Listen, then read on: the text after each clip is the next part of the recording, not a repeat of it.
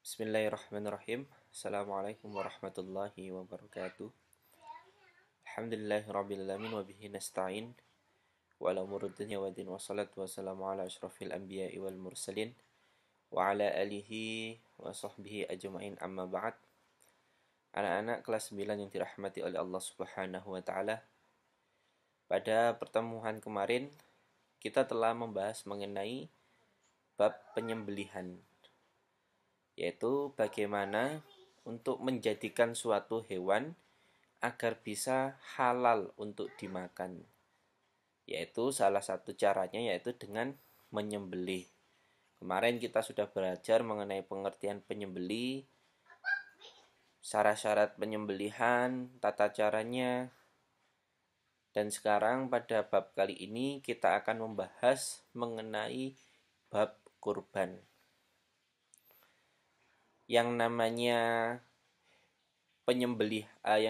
kurban itu merupakan bagian dari penyembelihan. Tapi tidak semua penyembelihan itu kurban. Jadi kurban ini merupakan sesuatu penyembelihan yang khusus tertentu dalam waktu-waktu tertentu dengan syarat-syarat tertentu juga. Tapi kalau penyembelihan itu adalah sesuatu yang umum, kapanpun bisa dilakukan penyembelihan. Tapi kalau kurban itu hanya dilakukan pada waktu-waktu khusus dan hewannya pun hewan yang khusus. Tidak semua hewan bisa dikurbankan. Baik, pertama-tama kita akan membahas mengenai pengertian kurban. Apa arti kurban itu? Kata kurban itu merupakan berasal dari kata bahasa Arab qoriba yaqrabu kurbanan, yang artinya adalah dekat. Kenapa Pak artinya dekat? Karena kurban tujuannya adalah untuk mendekatkan diri kepada Allah Subhanahu wa taala dengan mengerjakan perintahnya. Apa perintahnya? Yaitu kurban. Kita diperintahkan berkorban, tujuannya adalah apa? Tujuannya adalah untuk mendekatkan diri kepada Allah Subhanahu wa taala. Itu secara bahasa. Nah, secara syariat, secara pengertian umum, kurban adalah menyembelih hewan ternak. Jadi tidak semua hewan yang boleh disembelih adalah hewan ternak. Hewan ternak apa aja, Pak? Hewan ternak ada kambing, ada sapi, ada unta, ada kerbau, ada domba. Hanya hewan-hewan ternak yang berkaki 4 saja yang boleh dikorbankan. Adapun selain itu tidak termasuk dalam bagian kurban. Jadi kita kembali kepada pengertian kurban secara syariat, yaitu menyembelih hewan ternak yang memenuhi syarat tertentu yang dilakukan pada hari raya Idul Adha dan hari Tasyrik. Jadi hewannya itu hewan tertentu, hewan ternak. Hewan ternak yang gimana Pak? Yang memenuhi syarat. Apa saja syaratnya? Yang pertama, hewannya harus berkaki 4. Kemudian hewan tersebut itu sudah ditentukan jenisnya, yaitu dari jenis domba dan kambing, dari jenis sapi, dan dari jenis unta. Hanya dari 3 jenis hewan tersebut. Kalau selain itu, misalkan ketika hari raya Idul Adha, Pak saya punya hewan ternak, saya pengen menyembelih ayam. Gitu. Itu kan termasuk hewan ternak Pak. Apakah boleh saya menyembelih hewan ayam ketika hari raya Idul Adha? Boleh disembelih. Tapi masuknya bukan kurban, tapi masuknya penyembelihan. Masuknya ke sedekah. Kemudian kita kembali lagi ke pengertian kurban. Jadi hewannya itu hewan ternak yang memenuhi syarat tertentu. Kapan dilakukannya? Pada hari raya Idul Adha. Kapan hari raya Idul Adha itu? Tanggal 10 Dzulhijjah. Apakah cuma sehari saja Pak? Tidak. Boleh disembelih pada hari tasyrik juga. Kapan hari tasyrik itu? Tanggal 11, 12, dan 13 Dzulhijjah. Niatnya apa Pak menyembelih itu? Niatnya adalah semata-mata untuk beribadah dan mendekatkan diri kepada Allah Subhanahu wa taala. Jadi yang namanya kurban itu adalah menyembelih hewan ternak dengan syarat-syarat tertentu. Hewannya itu ada syarat-syaratnya. Kemudian dilakukan pada hari raya Idul Adha dan hari-hari tasyrik, yakni tanggal 11, 12 dan 13 Zulhijjah, semata-mata untuk beribadah mendekatkan diri kepada Allah Subhanahu wa taala.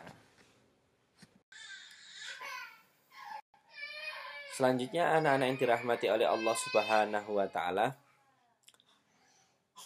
kita akan membahas mengenai syarat-syarat atau ketentuan hewan yang dikurbankan. Tadi kita sudah belajar mengenai pengertian berkorban, di mana berkorban itu pengertiannya adalah menyembelih hewan ternak dengan syarat-syarat tertentu. Jadi berkorban itu tidak semua hewan bisa dikorbankan, tapi hewan-hewan tertentu saja yang memiliki syarat-syarat tertentu. Apa saja hewan-hewannya, Pak? Yang pertama, satu, ada unta. Apakah semua unta bisa dikorbankan? Tidak. Untanya minimal umurnya 5 tahun memasuki 6 tahun. Kemudian yang kedua, sapi dan kerbau berumur 2 tahun memasuki 3 tahun. Kemudian selanjutnya kambing umurnya 2 tahun memasuki 3 tahun. Kemudian selanjutnya domba berumur 1 tahun dan memasuki 2 tahun.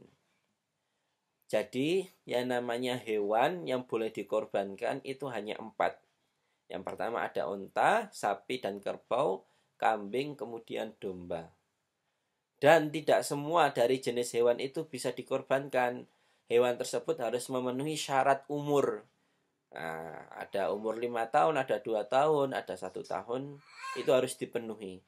Kalau umur hewannya itu kurang, misalkan, Pak saya ada sapi, tapi umurnya masih 1 tahun, apakah boleh saya sembelih?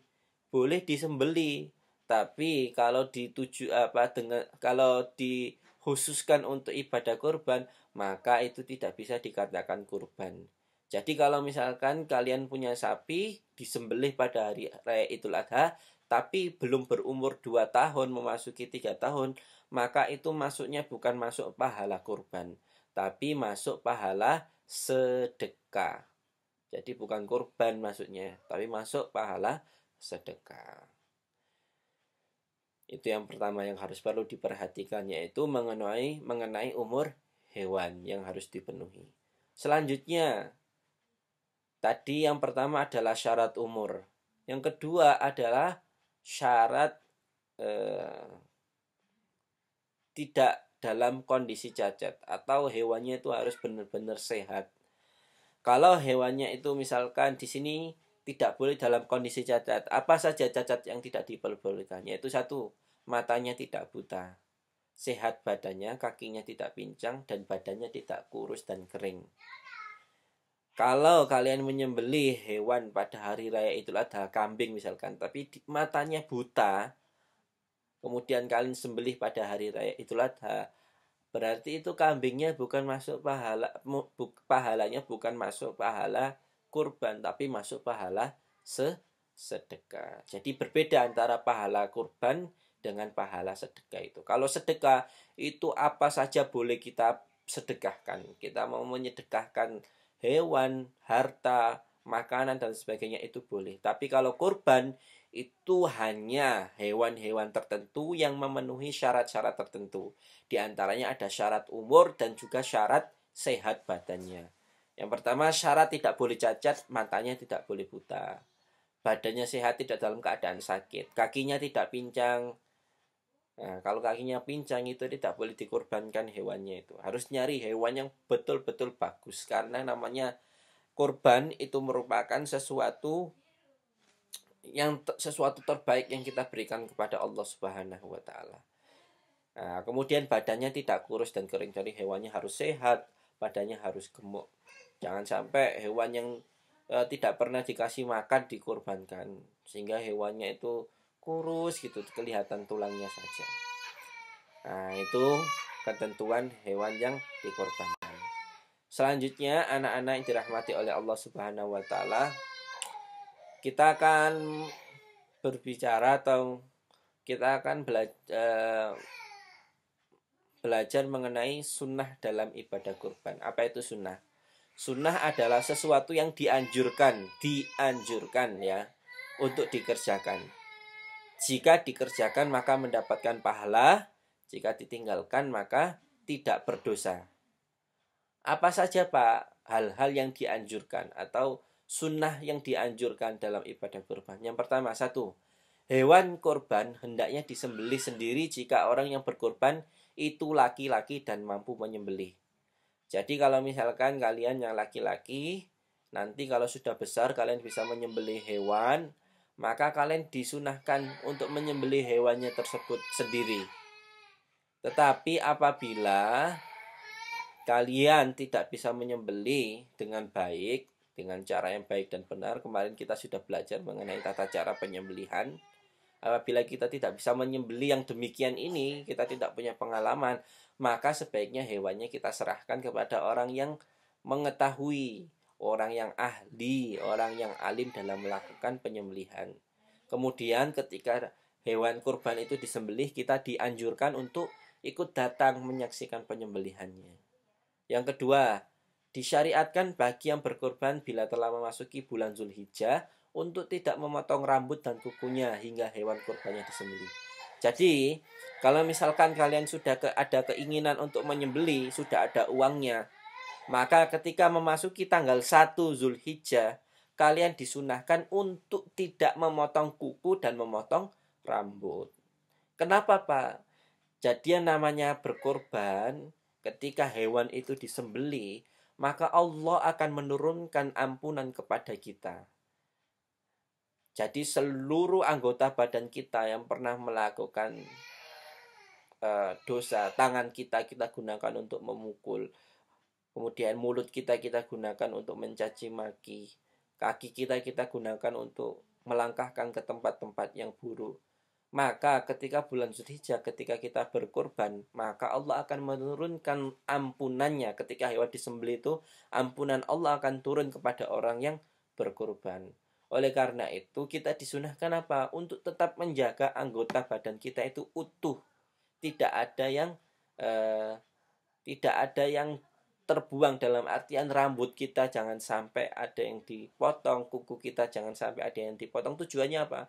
Supaya ampunan yang diberikan kepada kita itu sempurna. Ditakutkan kalau misalkan kuku kita potong, nanti misalkan kuku kita itu pernah kita gunakan untuk bermaksiat, ditakutkan nanti ampunannya itu tidak sempurna. Tapi itu hanya sekedar sunnah. Dalam artian sunnah apa? Jika dikerjakan boleh, jika ditinggalkan pun tidak berdosa. Itu sunnah yang kedua. Sunnah yang ketiga apa Pak? Daging kurban sebaiknya dibagi kepada fakir miskin dalam kondisi mentah. Jadi ketika hewan kurban, ketika sudah dipotong-potong, sudah dibagi-bagi dagingnya, itu hendaknya diberikan kepada orang fakir miskin dalam keadaan kondisi mentah. Bukan dalam keadaan kondisi sudah dimatang, sudah disate dan lain sebagainya. Tapi kalau mau dibagikan dalam kondisi matang pun itu tidak apa-apa. Tapi baiknya, sunnahnya, dianjurkannya daging kurban itu diberikan dalam kondisi keadaan mentah. Kemudian pembagiannya itu dibagi menjadi 3. Jadi hewan kurban itu dagingnya dibagi menjadi 3. Yang pertama sepertiga untuk yang berkorban, sepertiga lagi untuk fakir miskin, dan sepertiga lagi untuk tetangga sekitar atau disimpan agar sewaktu-waktu bisa dimanfaatkan. Jadi hewan kurban itu sunnahnya dibagi 3.